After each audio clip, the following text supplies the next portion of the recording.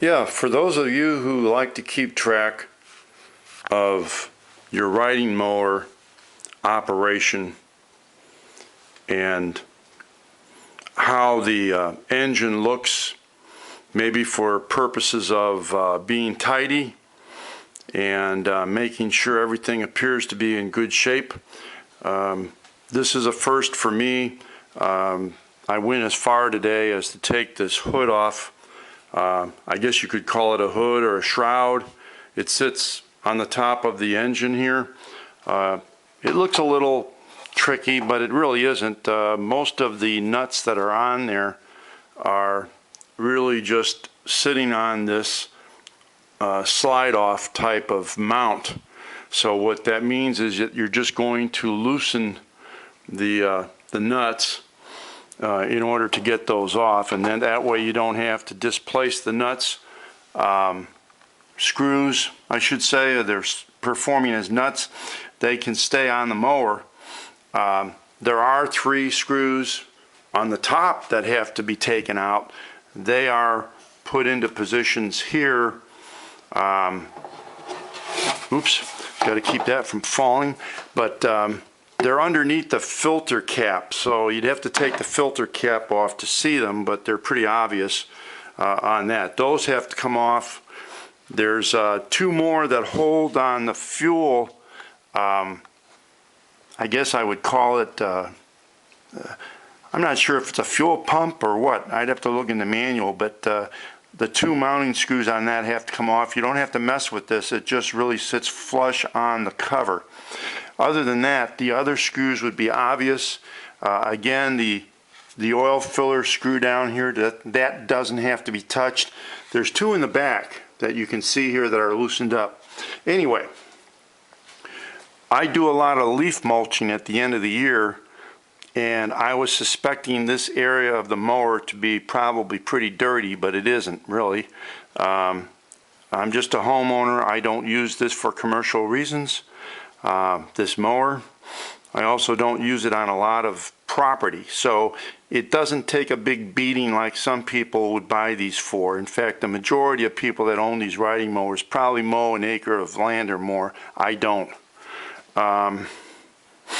The important part here is, and I might have another video on this, I took the starting motor off. That normally mounts right in here because the starting motor is broke.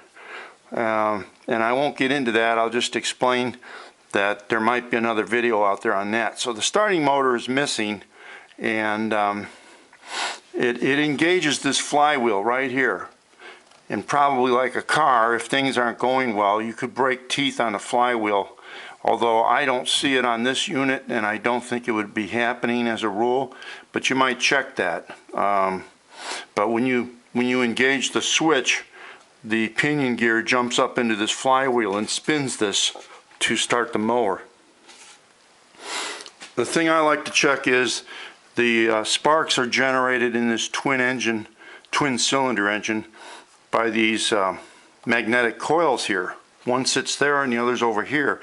And I have found over the years the best way to make sure those stay in good shape is to keep them clean, as well as the spark plug wire, and also this little device. As this rotates, it creates the impulse, as well as these actually, that's going to cause that spark. So if these get rusty, dirty, whatever, they could hamper your ignition.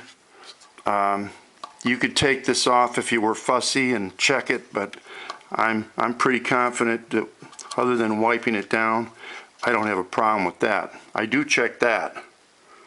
So, other than that, you have your filter here. I've also had some thought that if you were to take this cap piece off here, cut it out, you could possibly start this mower with a socket, wrench, and an electric drill. If you didn't have a battery going strong for you, that would be a discussion for somebody else to talk about, although the option is there, I suppose. This is just a cover that's mounted up here. I don't know how tight that nut is in there, but that's where your socket would go. for those who want to do that. This just pops off, by the way, by putting a screwdriver into the edge right in here. It might be a little tricky because the clips in here could break, but I'm not going to get into that. That's probably about all I wanted to say about the engine of this unit. Oh, one other thing. 3 years ago, one of my valve covers started leaking. The gasket failed, and I had to put another make your own gasket type thing on it. I checked that time to time.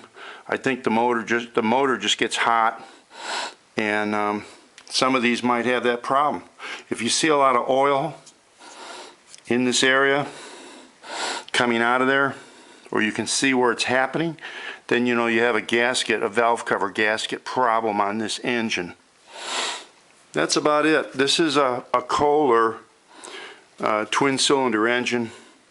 I have the paperwork behind me, but that's probably about all I wanted to talk about anyway.